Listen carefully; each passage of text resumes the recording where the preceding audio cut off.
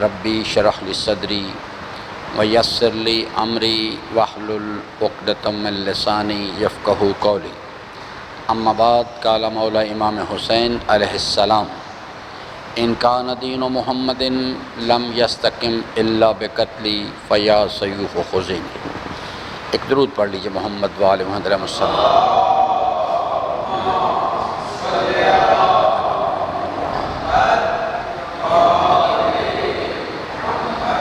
بشارت ادھر آؤ ذرا، یہ پیچھے پنکھا بند کر دو۔ عزیزان محترم، حضرت سید الشہداء امام حسین علیہ السلام کا یہ فرمان گرامی جو ہے، اس کو عنوان بنا کے ہم نے گزشتہ کل سے گفتگو کا آغاز کیا کہ کربلا کا جو قیام ہے، اس کی جو مقصدیت ہے وہ ہے غلبہ دین۔ میں نے کل حضرت کے دونوں ارشادات عرض کیے تھے، ایک ابتدائے تحریک کا، ایک انتہائے تحریک کا۔ ابتدائے تحریک میں فرمائے کہ انما خرجت لطلب الاصلاح فی امت جدی رسول اللہ ارید ان آمر بالمعروف وانہی عن المنکر واسیر بسیرت جدی و ابی۔ یہ جو حضرت کا ارشاد گرامی ہے، اس کو بڑی تفصیل کے ساتھ یعنی سمجھایا بھی جانا چاہیے، اور ہر وہ شخص جو 2021 کی کربلا کو سمجھنا چاہتا ہے اور عملی طور پہ اس میں کو حصہ لینا چاہتا ہے، اس کو یہ حضرت کا فرمان گرامی بڑی تفصیل سے سمجھنا چاہیے۔ اور انتہائی تحریک میں آ کے حضرت نے عاشور کے دن، یہ بالکل آخری مراحل میں آ کے، یہ ان کان دین محمد لم یستقم الا بقتل، یعنی دو چیزوں کا تقابلی جائزہ کیا، ایک اپنے وجود کو سامنے رکھا اور ایک اللہ کا دین، اور کہا کہ مجھے ان دونوں میں سے کسی ایک چیز کو بچانا ہے، تو فرمایا کہ میں اپنا وجود قربان کروں گا لیکن اللہ کا دین بچاؤں گا۔ یہ یعنی غلبہ دین، دین کی بقا، دین کی بالادستی، یہ مقصد کربلا ہے۔ ہم نے گفتگو کو آغاز کیا تھا کہ پہلے دین کو سمجھا جائے کہ دین کیا چیز ہے۔ غلبہ دین تو بعد کی بات ہے۔ تو میں نے آپ کی خدمت میں عرض کیا تھا کہ دین جو ہے ایک عمومی اصطلاح ہے۔ دین سے مراد ہے سٹائل آف لائف۔ ہر انسان کے پاس ایک دین ہوتا ہے، وہ بے شک اللہ کا انکار بھی کیوں نہ کرتا ہو، لیکن اس کے پاس بھی ایک دین کہتے ہیں یعنی عقیدہ و عمل، یہ شناخت انسان کی کہ مفاد کیا ہے اور نقصان کیا ہے، کیونکہ یہی شناخت اس کے پریکٹیکل بیہیویئر کو بناتی ہے۔ اور اس شناخت کے بعد جو پریکٹیکل بیہیویئر اختیار کرے، ایک انسان یہ سمجھتا ہے، میں تھوڑی مثال سے واضح کروں مزید، ایک انسان یہ سمجھتا ہے کہ یہ جو پیسہ ہے، یہ اگر میں حاصل کر لوں تو میں کامیاب ہو جاؤں گا۔ اب یہ ہم ابھی بحث نہیں کر رہے کہ یہ شناخت کیسے بن گئی، اس کی وہ کون سے فیکٹرز ہیں جو انسانی شناخت بناتے ہیں، لیکن اب اس کی شناخت ہے کہ اگر پیسہ حاصل کر لوں تو میں کامیاب ہو جاؤں گا۔ اب کامیابی حاصل کرنا جو ہے یہ اس کی فطرت میں ہے، ان الانسان خلق ہلوعا۔ جب اور آخرت کا کانسیپٹ اس کے پاس نہیں ہے، یا اگر ہے تو صرف زبانی معلومات کی حد تک ہے، قلبی یقین نہیں۔ اب جب اس کو یہ سمجھ ہے، اسی یقین کی وجہ سے کہ دنیا کا مفاد اصل ہے، پیسہ حاصل کرنا کامیابی ہے، یہ جتنی چوریاں ہو رہی ہیں، جتنی ڈکیتیاں ہو رہی ہیں، جتنے رشوتیں لی جا رہی ہیں، سب اصل میں اس کی وجہ سے ہو رہی ہیں۔ وہ سمجھتے ہیں اصل مفاد یہ ہے۔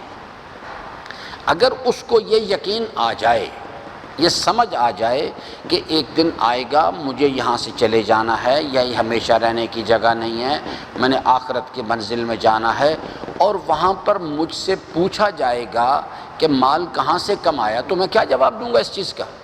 اور اگر یہ چیز جو ہے میں نے غلط راستے سے، رشوت کے ذریعے سے، چوری کے ذریعے سے مال کمایا، تو یہ چیز جو ہے یہ میرے لیے بہت بڑا عذاب لے کے آئے گی۔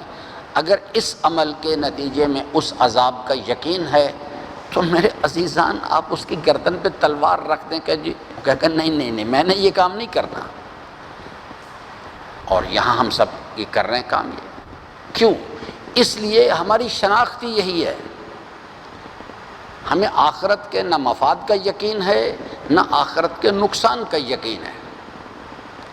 ہم سمجھتے ہیں دنیا کا مفاد اصل ہے، مال کمانا اصل کامیابی ہے، بڑی بڑی بلڈنگیں بنانا، بڑی بڑی گاڑیاں خریدنا، بڑے بڑے بینک بیلنس، یہ اصل کامیابی.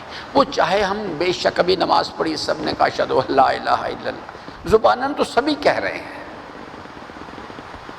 اصل چیز ہے کہ پریکٹیکل بیہیویئر. تو دین دو چیزوں سے عزیزان مل کے بنتا ہے.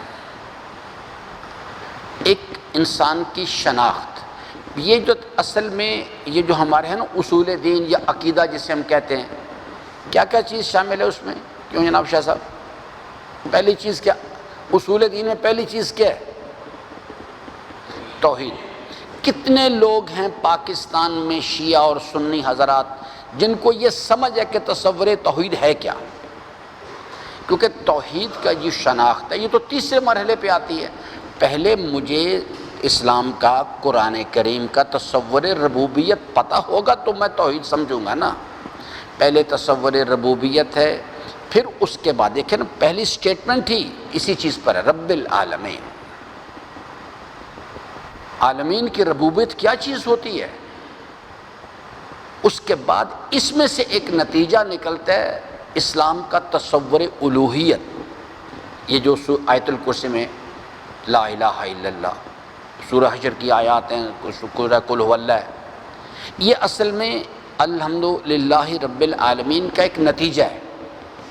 یہ دو نظریات پتہ لگیں گے، سمجھ میں آئے گا تو تیسرے مرحلے پر جا کے اسلام کا تصور توحید ابھرتا ہے. توحید در ربوبیت و توحید در الوہیت، یہ تیسرا مرحلہ ہے انسانی زندگی کا. پھر انسان کو سمجھ آتی ہے، پھر اس نظریے کو صرف تھیوریٹیکلی سمجھ لینا یا یاد کر لینا یا بیان کر دینا نہیں کہ ہم نے نماز میں بیٹھ کے کہا اشہدو ان لا الہ الا اللہ. اس کو عملی زندگی میں پریکٹیکل بیہیویئر میں کنورٹ کرنا ہے. میں نے اپنے لیے کرنا ہے، آپ نے اپنے لیے کرنا ہے. یہ جو کیفیت ہے نا یہ والی یاد رکھیں کہ ہم زباناً کہتے رہیں اور عملی کردار ہمارا اس کی تائید نہ کرے. قرآن کریم ان انسانوں کو نسل آدم کا سب سے بدترین گروہ کہتا ہے. کہتا ہے یہ منافق لوگ ہیں اور جہنم کے بدترین درجات جن لوگوں کے لیے تیار کیے گئے ہیں وہ یہی لوگ ہیں. ایک تو کھلم کھلا انکار کرتے، کہتا ہم اس نظریے کو مانتے ہی نہیں ہیں، اور عملی زندگی میں جو نفس کی خواہشات تقاضا کرتے اس پر عمل کرتے. یہ لوگ ہیں، یہ کہتے ہیں جیسے ہم نے سبھی کہا بھی بیٹھ کے کہا ہے اشہدو ان لا الہ الا اللہ. کیا ہمارا کردار اس کی تائید کرتا ہے؟ اگر میں نے ابھی ظہر کی نماز پڑھی یا عصر کی نماز پڑھی، اس وقت سے لے کے اب تک میں نے جتنے بھی عمل کیے، کیا میرا کردار اس کی تائید کرتا ہے اشہدو ان لا الہ الا اللہ؟ اگر وہ اس کی تائید نہیں کرتا تو جو ہی میں یہ بات کہوں گا کہ اشہدو ان لا الہ الا اللہ، اسی وقت بھائی خاموش، ایک منٹ ٹھہرو ذرا. پہلے یہ جو کچھ کہہ رہے ہو اشہدو ان لا الہ الا اللہ، ظہر کے وقت آئے تھے یہی بات تم نے کہی تھی، اس وقت سے لے کے اب تک میری دی ہوئی جو جوانی تم نے استعمال کی ہے، نگاہیں استعمال کی، زبان استعمال کی، ہاتھ پاؤں گاڑیاں تمہیں دی ہیں، ان کو استعمال کیا، ثابت کرو کہ تم نے لا الہ الا اللہ پہ عمل کیا ہے. اور اگر میں نے نہیں کیا اور میں نماز کی تیاری بھی کر کے نہیں آیا، میں نے خود اپنا محاسبہ نہیں کیا کیونکہ میں نے ابھی جا کے مجھے سمجھ ہو کہ میں نے ابھی جا کے اللہ تعالیٰ سے بات کرنی ہے، پھر دوبارہ سے اس اسٹیٹمنٹ کو دینا ہے، تو کیا میں نے ظہر سے لے کے اب تک یہ کام کیا؟ اور اگر نہیں کیا تو مجھے نماز سے پہلے توبہ کر لینی چاہیے، ورنہ میری نماز میرے لیے بہت بڑا وبال بنے گی. اسے کہتے ہیں یخادعون اللہ، اللہ تعالیٰ فرماتا ہے یہ تم میرے ساتھ باتیں کر کے مجھے دھوکہ دینا چاہتے ہو۔ خلاصہ دین کے حوالے سے میں نے عرض کیا دو چیزوں کے کمبینیشن سے بنتا ہے، سب کے پاس ہے، آپ کے پاس بھی ہے، آپ کے پاس بھی ہے، آپ کے پاس بھی ہے، میرے پاس بھی ہے۔ جب سے ہمارا باپ آدم زمین پہ اس کو لایا گیا، یہ ہمارے باپ آدم کی زندگی کا ایک پہلو ہے۔ ایک زمین پہ آنے سے پہلے وہ اس سے پہلے ایک زندگی گزار چکا ہے، وہ عالم ارواح ہے۔ تو جو کچھ بھی یہاں پہ سب کے پاس دین ہوتا ہے، کوئی انسان ایسا نہیں جس کے پاس دین نہیں ہے۔ عقیدہ یہی سارا کھیل ہے۔ دین اگر سورہ الحمد سے آپ سمجھنا چاہتے ہو تو میں بھی سمجھا دیتا ہوں آپ کو کہ شناخت یہ ہے الحمدللہ رب العالمین۔ اس سٹیٹمنٹ کا ایک مطلب یہ ہے، کیونکہ میں نے عرض کیا نا کہ مفاد کی شناخت، کیونکہ انسان کی فطرت ہے وہ مفاد حاصل کرنا چاہتا ہے، نقصان سے بچنا چاہتا ہے۔ الحمدللہ رب العالمین کا جو ایک مفہوم ہے وہ ہے ہر امکانی مفاد اللہ کے پاس ہے، ہر امکانی مفاد اللہ کی فرما برداری میں رکھا ہوا ہے، اور ہر امکانی نقصان اللہ کی نافرمانی میں۔ یہ الحمدللہ رب العالمین کا ایک خلاصہ ہے۔ صرف یہ لفظیں یاد کر لینے سے کچھ نہیں ہوتا، میں آپ کو بتاؤں۔ وہ چاہے میں یہاں سے نکالوں مخارج ٹھیک کر کے، یا یہاں سے نکال لوں یا کچھ کر لوں، یہ سب ظواہرات ہیں۔ خوب، دین جو ہے دو طرح کے ہیں، میں نے کل بھی عرض کیا تھا، دو طرح کے دین ہیں جو اللہ تعالیٰ نے اپنے کلام میں، باقی سب چیزیں تفصیلات ہیں، مرور زمان کے ساتھ چیزیں بنتی رہتی ہیں، مٹتی رہتی ہیں۔ دین دو ہیں صرف جو سورہ دہر میں ذکر کیے گئے، یا شکر تم ہے، دو راستے اللہ نے کھولے ہیں، انا ہدیناہ السبیل۔ اس سے پہلے جو کچھ بھی سورہ دہر میں بیان کیا گیا اس میں ہمارے ارادے کا کوئی دخل نہیں، نہ اللہ تعالیٰ نے ہم سے پوچھا، نہ ہم سے مشورہ کیا گیا، نہ ہم سے پوچھا گیا کہ بھی تم آنا چاہتے ہو کہ نہیں آنا چاہتے۔ ان تمام سوالوں کا جواب جو ہے کہ بھی کیوں، وہ کہتا ہے بھی میری مرضی ہے۔ کسی مخلوق کے پاس حق نہیں کہ اللہ تعالیٰ سے سوال کرے کہ کیوں، یہ اللہ تعالیٰ نے اپنے کلام میں بتایا ہے۔ کہتا ہے مجھے حق ہے کہ میں ہر مخلوق سے پوچھوں کہ کیوں۔ ہمیں اس نے استحقاق نہیں دیا اس چیز کا۔ اب یہاں پہ دو راستے کھولے گا، دو راستے یہاں تمہارا اختیار ہے۔ ایک راستہ ہے شاکرن، ایک سٹائل آف لائف، ایک دین ہی ہے۔ دوسرا دین ہے کفورا۔ کل میں نے حضرت کے چھٹے امام علیہ السلام کے ارشاد گرامی کی روشنی میں شاکرن کیا ہوتا ہے، کفورا کیا ہوتا ہے، یہی دو دین ہیں۔ اس بنیاد پر اب جب کہ میں بات کر رہا ہوں، قرآن کریم کی یہی تقسیم ہے۔ دو گروہ ہیں روئے زمین پہ، یا انسان حزب اللہ ہی گروہ میں کھڑا ہوگا یا حزب الشیطان میں ہوگا۔ تیسرا گروہ از نظر قرآن روئے زمین پر نہیں۔ یہ جو شیعہ ہیں، یہ سنی ہیں، یہ یہودی ہیں، یہ عیسائی ہیں، یہ سب مرور زمان کی باتیں ہیں۔ قرآنی تقسیم میں نسل آدم کے صرف دو گروہ ہیں، یا انسان حزب اللہ گروہ میں جائے گا یا اور یہ بھی بات یاد رکھیں کہ اسلام کے اندر کوئی آدمی نیوٹرل نہیں ہوتا کہ میں کہوں کہ جناب میں نیوٹرل۔ اسلام کے اندر کوئی نیوٹرل نہیں ہوتا، ہمارے پاس یہ اختیار اللہ نے دیا ہی نہیں۔ اسلامی معاشرے کے اندر، پاکستان کا نہیں، اسلامی معاشرہ اگر ہو، کیونکہ پاکستان کا مسلمان معاشرہ ہے، کیونکہ لوگ اپنے آپ کو مسلمان کہتے ہیں، کلمہ پڑھتے ہیں، ظاہری طور پر مسلمان ہیں، اس پہ کلام بھی کوئی نہیں، لیکن یہ کسی پہلو سے بھی اسلامی معاشرہ نہیں ہے۔ یہ بلکہ اللہ تعالیٰ سے اعلان جنگ کیے ہوئے، بغاوت کیے ہوئے اللہ تعالیٰ کے خلاف یہ صرف ہمارے پاس یہ قاضی جو ہوتا ہے اسلامی معاشرے کے اندر، قاضی یعنی جج، جس وقت وہ اس منصب پہ بیٹھے تو اس کو سامنے جو دو فریقین ہیں ان کے درمیان اس کو نیوٹرل رہنا چاہیے بس۔ یہ ایک عنوان ہے ہمارے پاس کہ ایک آدمی کا جی میں نیوٹرل ہوں. قاضی جو ہے، جج جو ہے، جو دو فریقین اس کے سامنے لائے جائیں مقدمے کے لیے، اس مسئلے میں اسے دونوں فریقین کے درمیان نیوٹرل رہنا چاہیے. اس کا انکلینیشن جو ہے، جھکاؤ کسی ایک فریق کی طرف نہیں ہونا چاہیے. ایک تاریخ کا بڑا مشہور و معروف واقعہ ہے کہ امیر المومنین ایک قاضی کی عدالت میں آئے، دوسرا ایک آدمی نے وہ شاید مقدمہ ان کے خلاف کر دیا تھا، قاضی کی عدالت میں حضرت بھی تشریف لے آئے. اب وہ قاضی نے امیر المومنین کو، عربوں میں دستور تھا کہ جس کا احترام کرنا ہوتا تھا اسے نام سے نہیں پکارتے تھے، کنیت سے اس کو پکارتے تھے، اور جو نارمل آدمی اس کو نام سے پکارتے تھے. اس نے، قاضی نے یہ حرکت کی کہ اس نے امیر المومنین کو کنیت سے پکارا اور اس کا نام لیا. امام علیہ السلام پیچھے ہٹ گئے.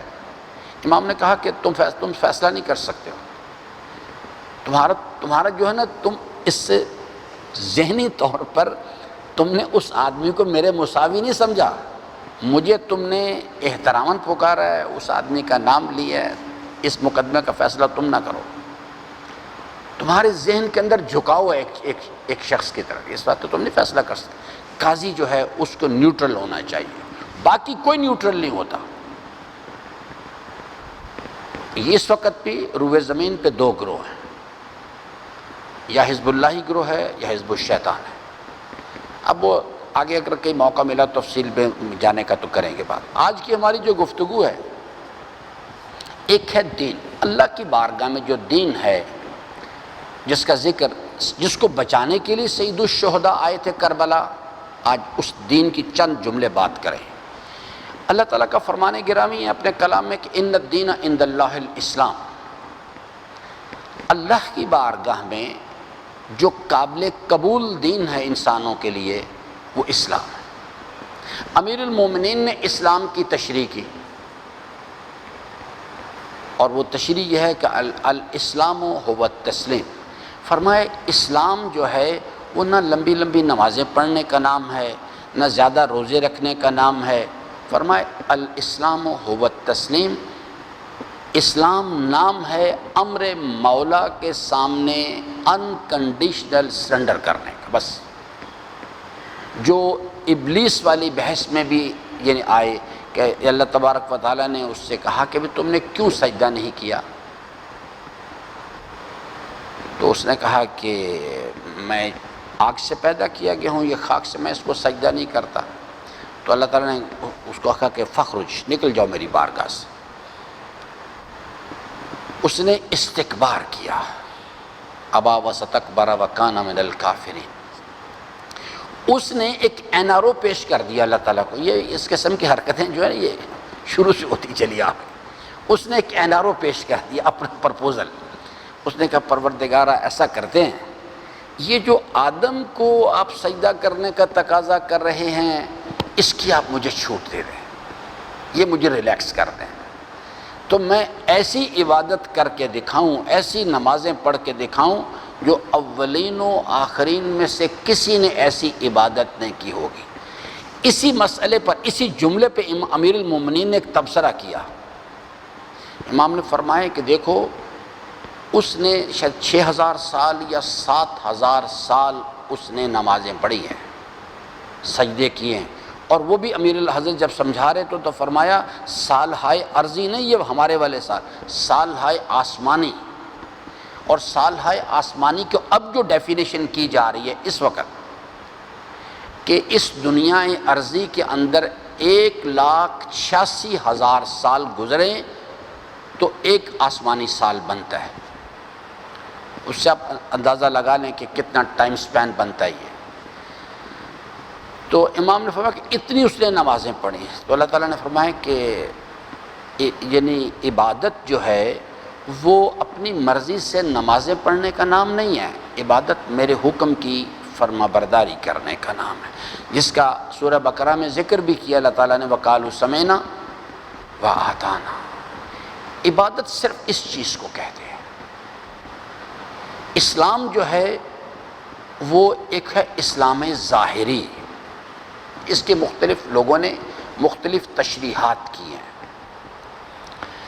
یہ بھی ایک، اگر آج جو میں آگے بات کروں گا اس میں سمجھاؤں گا آپ کو اس مسئلے پہ۔ ایک ہوتا ہے کہ اسلام کے وہ شکل ہے کہ ایک آدمی کلمہ پڑھ لیتا مسلمان، اس میں کلام نہیں ہے، لیکن ایک یہ والا اسلام ہے جس کے امیر المومنین نے تشریح کی ہے، الاسلام هو التسلیم۔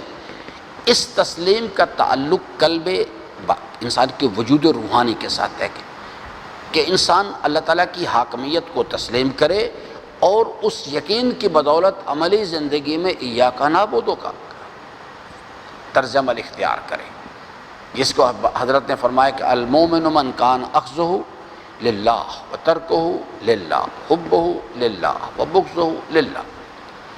دین جو ہے وہ اصل میں اللہ کی بارگاہ میں انکنڈیشنل سرنڈر کرنے کا نام ہے، دین اسلام جو ہے۔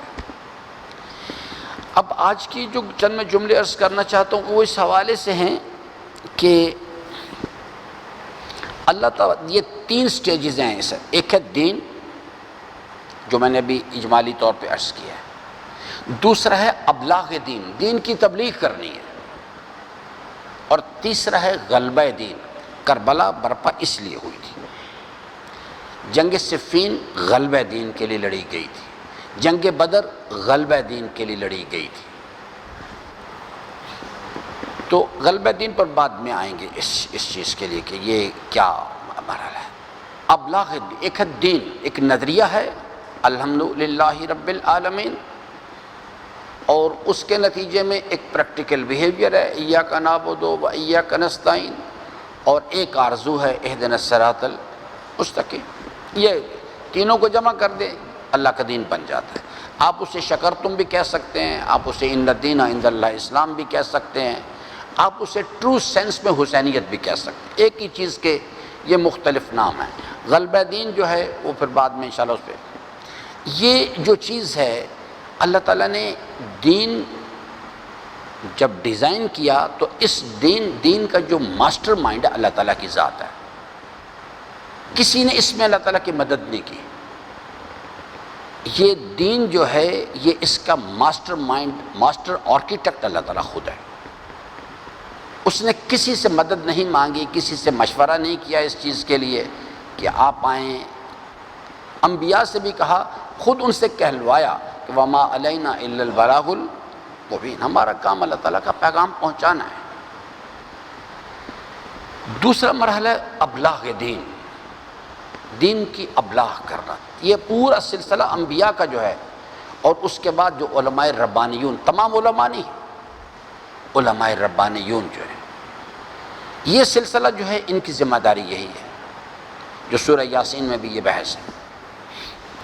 کیا اللہ تعالیٰ نے آزاد چھوڑ دیا ہے ابلاغ دین کے لیے کہ جو آپ کی مرضی آپ کریں، جو آپ کی مرضی آپ کریں؟ نہ میرے عزیزان، اللہ تعالیٰ نے کسی کو بھی آزاد نہیں چھوڑا۔ ابلاغ دین یہ اللہ کا پروگرام ہے، غلبہ دین یہ اللہ کا پروگرام ہے، اس نے باقاعدہ طور پر پورا سسٹم بنا کے دیا ہے۔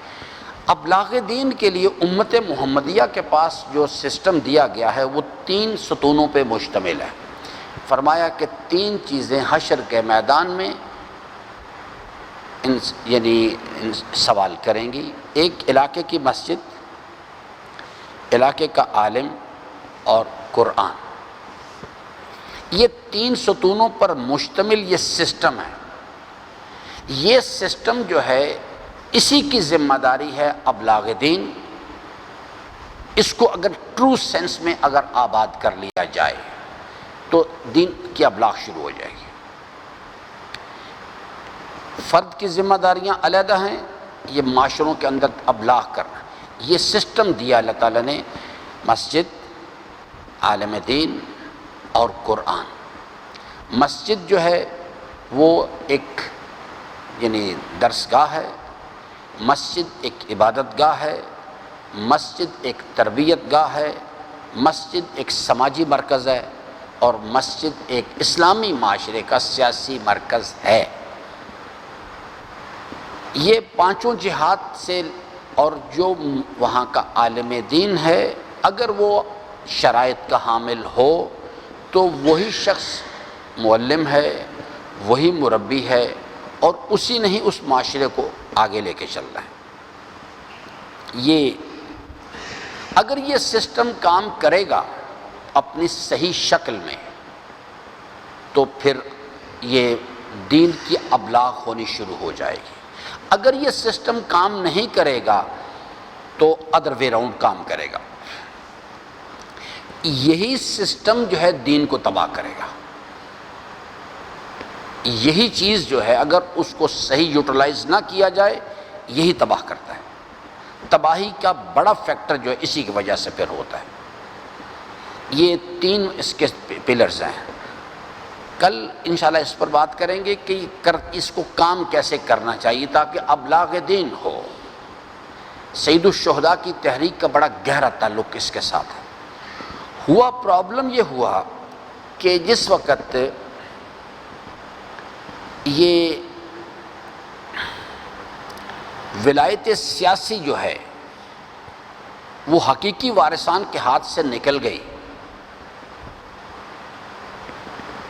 تو یہ جو سسٹم تھا یہ حاکمان کے پاس چلا گیا، جس کے نتیجے میں بنو امیہ نے سب سے پہلا کام یہی کیا تھا آتے انہوں نے اس سسٹم پہ قبضہ کیا آگے۔ یہ جو فرش عزائے حسین ہے، ہمارے چوتھے امام کو یہ علیحدہ سے فرش عزائے حسین کا کانسیپٹ کیوں ڈیولپ کرنا پڑا؟ اس لیے کہ اسلامی معاشرے کی تعمیر کے لیے جو بنیادی پلیٹ فارم تھا وہ ان کے ہاتھ میں چلا گیا ہوا، بنو امیہ کے پاس چلا گیا تھا۔ اگر یہ سسٹم امام علیہ السلام کے پاس ہوتا پھر ضرورت نہیں تھی کسی چیز کی، لیکن ابلاغ کے لیے جو سسٹم بنایا تھا اللہ تبارک و تعالیٰ نے اپنے رسول کے ذریعے سے، اس پر ولایت سیاسی کے وہ افراد انہوں نے آ کے قبضہ کر لیا۔ آپ سنتے ہیں نا یہ ایک جملہ ہے تو ایک جملہ ہے لیکن اس کے اندر پوری تاریخ بند ہے کہ پتہ نہیں کتنے 80 سال تک یا 90 سال تک پتہ نہیں کتنے ہزار ممبروں پر امیر المومنین پہ لعن ہوتی رہی۔ وہ کیا چیز تھی؟ وہ سمجھتے تھے اس بات کو کہ اس سسٹم کو کنٹرول کر کے رکھو، اور خاص طور پہ امیر معاویہ کا وہ جو خطبہ ہے یا اس کی جو تقریر ہے، جب وہ حج کے لیے گیا، جب برسر اقتدار آ گیا تو پھر وہاں سے مدینہ گیا، مدینہ جا کے اس نے ایک تقریر کی جو سیکولر سٹائل آف لائف ہے نا، secular in form of government ہے، اس کا وہ چارٹر ہے اصل میں۔ اس کو پڑھیں ذرا، سب کو پڑھنا چاہیے اسے اچھی طرح سے۔ سیکولر مسلمان معاشروں کے اندر سیکولر نظام حکومت کا بانی ہی وہ شخص ہے، اس نے سٹارٹ کروایا سب کچھ۔ انہوں نے اس سسٹم پہ قبضہ کر لیا، اور اس سسٹم نے بجائے اس کے کہ ابلاغ دین کرے، دین کی تبلیغ کا کام کرے، اس نے الٹا ادر وے راؤنڈ کام کرنا شروع کر دیا۔ یہ بنیادی خرابی یہاں سے پیدا ہوئی۔ حال ہی میں یہ آج سے 100-150 سال پہلے کی بات ہے، جب 1857 میں جنگ آزادی ہوئی ہندوستان میں،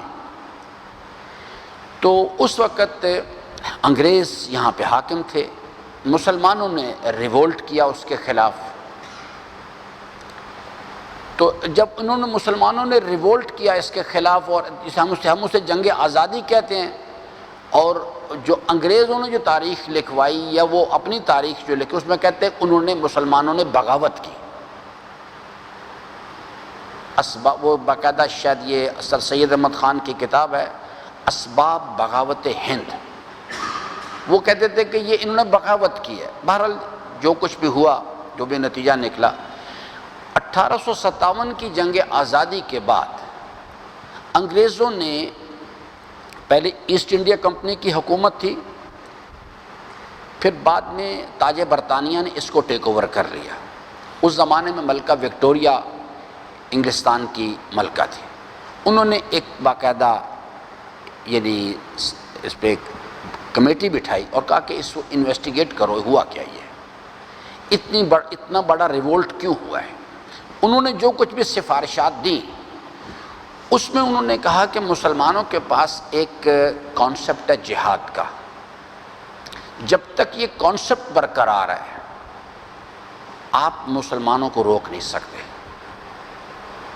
اور اس کا جو منبع و سرچشمہ ہے وہ مسجد ہے۔ اگر اس مسجد کو کنٹرول کر لیا جائے تو صورتحال ٹھیک ہو جائے گی، ہم اس کو کنٹرول کر لیں گے، یعنی یا اس کی وہ شدت نہیں رہے گی۔ یہ جو ٹرسٹ کا قانون ہے یا یہ انجمن بنانے کا، یہ اس وقت بنا تھا یا انگریزوں نے بنایا تھا مسجدوں کو کنٹرول کرنے کے لیے، جو آج تک اسی طرح سے من و ان چل رہا ہے۔ ایک یہ 17 گریڈ کا یا 18 گریڈ کا ڈپٹی کمشنر، جو انہیں بات کرنے کی صحیح تمیز نہیں ہے، اور وہ جناب پورے علاقے کے حاکم، اور سب لوگ دوڑے دوڑے ان کے پاس جاتے ہیں کہ جناب مہربانی کریں یا آپ ہمارے مسئلے کو حل کریں۔ یہ انگریزوں نے اس وقت، یہ جو مرزا غلام احمد قادیانی والا ڈرامہ ہے، یہ بھی اسی لیے لانچ کیا گیا تھا۔ اس کے ایک بنیادی مقصد یہ تھا کہ مرزا غلام احمد قادیانی کے ذریعے سے انہوں نے ایک انحرافی اسلام نیا، جو قادیانیت کا جو نظریہ ہے، اس کے مطابق مرزا غلام احمد نے کہا کہ اب آئندہ سے جہاد کی کوئی ضرورت نہیں، ختم، میں آ گیا ہوں، بس میں نبی ہوں اور جہاد کی کوئی ضرورت نہیں، کیونکہ یہ نظریہ ان انگریز حکمرانوں کے عین مفاد میں تھا۔ یاد رکھیں، ایک یہ تمہارا لمبی داستانیں ہیں، یہ دین اگر بچانا ہے، دین کا ابلاغ کرنا ہے، یا دین جو ہے اس کا غلبہ چاہیے، تو اس سسٹم کو ٹھیک کرنا ہوگا، ورنہ نہیں۔ اور یہ کام مسجد، عالم ربانی اور قرآن، اس کو افیکٹو کوئی اور چیز نہیں کر سکتی، ولایت سیاسی کیا کرتی ہے۔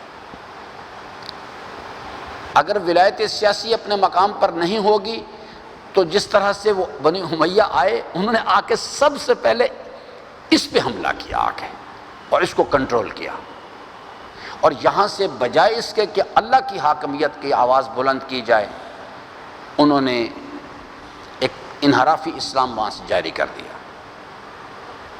تو یہ جو سسٹم ہے، اس کو اگر ٹھیک کیا جائے گا تو امکانات ہیں۔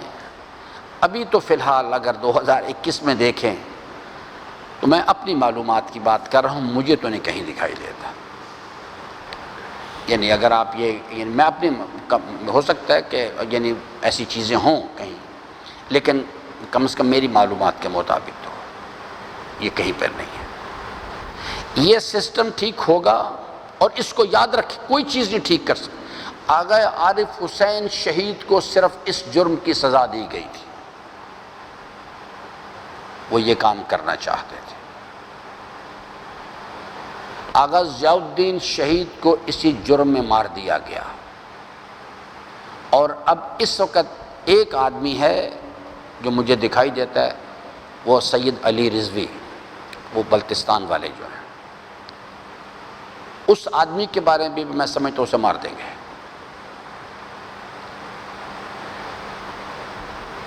یہ صورتحال جو ہے، اگر اس کو ٹھیک کرنا ہے تو یہ راستہ ہے ہمارے پاس اس چیز کے لیے، ابلاغ دین کے لیے۔ سید الشہداء کی جو تحریک ہے غلبہ دین کی، متاسفانہ طور پہ ابھی پاکستان کے مسلمان کو یا شیعہ حضرات کو تو پتہ بھی نہیں کرنا کیا ہے۔ وہ تو خود ساختہ کچھ ان کی چیزیں ہیں، جو مجلسیں ہیں، کچھ اپنے سلسلے، وہ انہی کو ہی کامیابی سمجھ رہے ہیں۔ جو میں نے کل بھی عرض کیا تھا کہ ڈاکٹر اقبال نے کہا کہ ہندوستان کے علماء جو ہیں، ان کو چونکہ نماز پڑھنے کی اجازت ہے تو وہ سمجھتے ہیں کہ ہندوستان میں دین آزاد ہے، ایسی کوئی چیز نہیں ہے۔ کل انشاءاللہ اس پر مزید بات کریں گے۔ بس 2 جملے مصیبت کا عرض کر کے اجازت چاہتا ہوں۔ درود پڑھ لیجیے محمد وآل محمد۔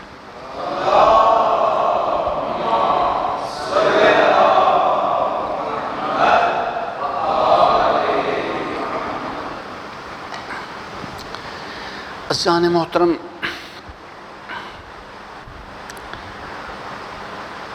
کربلا